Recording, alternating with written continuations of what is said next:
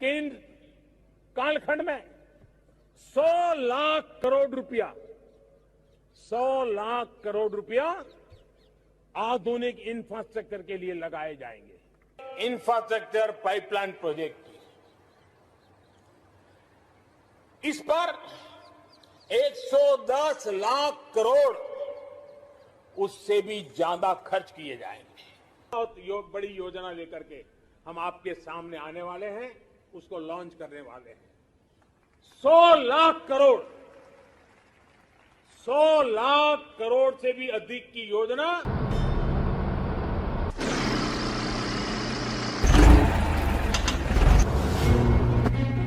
हम बचपन से हर गली, हर सड़क, हर चौराहे, हर गांव या हर शहर में ये सूचना पट्टी देखते और पढ़ते आए हैं।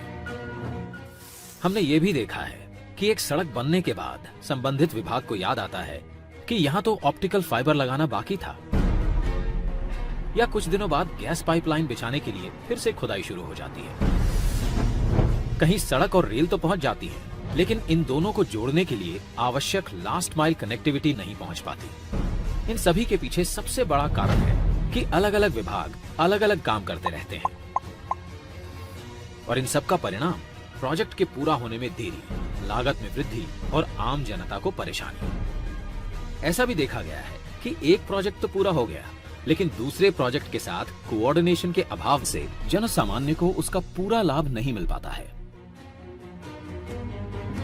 आइए इसे एक उदाहरण द्वारा समझते हैं। एक फर्टिलाइजर प्लांट तो स्थापित हुआ, लेकिन उस तक गैस पाइपलाइन की व्यवस्था नहीं की गई। गैस पाइपलाइन की अनुपलब्धता के कारण वो प्लांट पूरी तरह से उपयोग में नहीं लाया जा सका, जिससे करोड़ों की लागत से बने उस प्लांट का पूरा लाभ जन सामान्य तक नहीं पहुंच सका।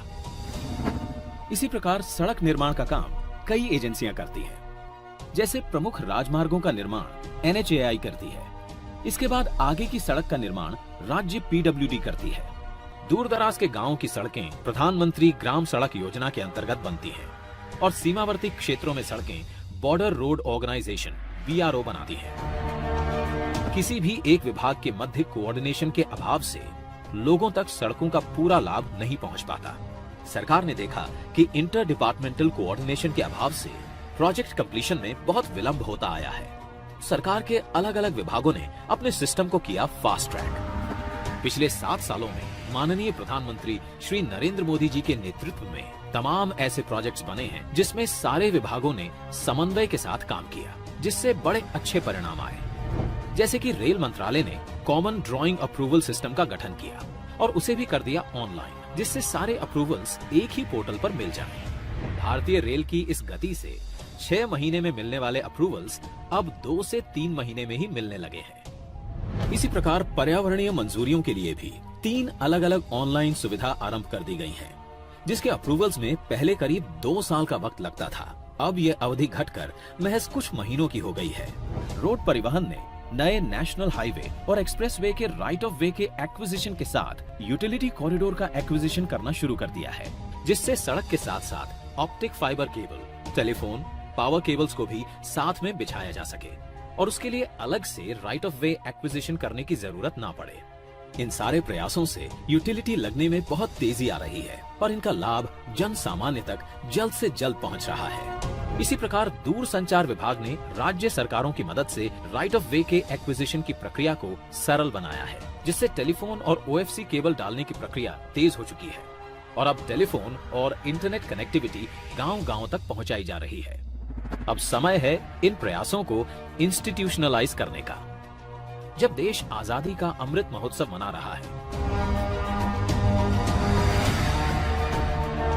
तब समय है इन प्रयासों को गति देने का, शक्ति देने का।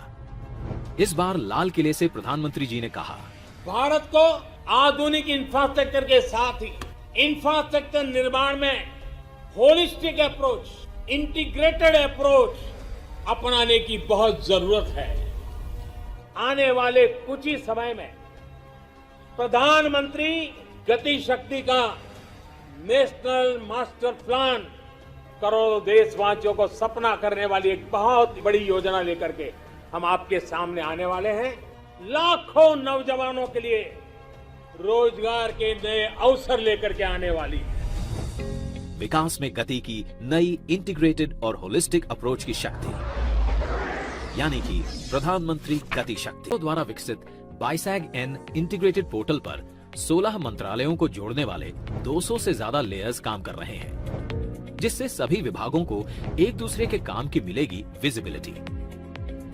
पीएम गति शक्ति योजना द्वारा रेल, रोड, पोर्ट और सिविल एविएशन सभी आ जाएंगे एक बड़े अम्ब्रेला प्लान के तहत। अब पोर्टल के माध्यम से किसी भी विकास एवं निर्माण कार्य में सभी स्टेक होल्डर्स के बीच समन्वय होगा, जिसके तहत एक ऐसी व्यवस्था बनाई गई है कि सभी ग्रुप में एक साथ बैठकर बेहतर प्लानिंग कर सकेंगे। इससे लैंड एक्विजिशन के साथ साथ काम भी एक साथ होगा, तो परियोजनाओं की लागत में भी कमी आएगी।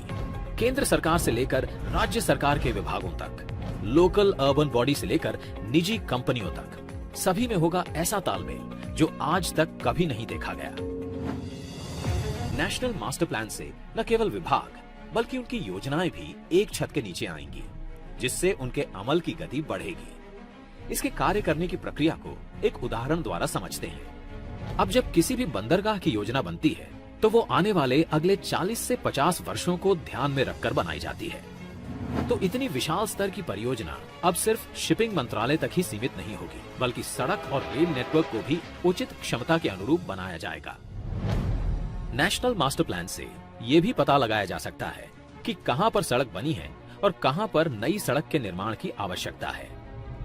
नेशनल मास्टर प्लान में हर मंत्रालय का डेटा निरंतर अपडेट होता रहेगा।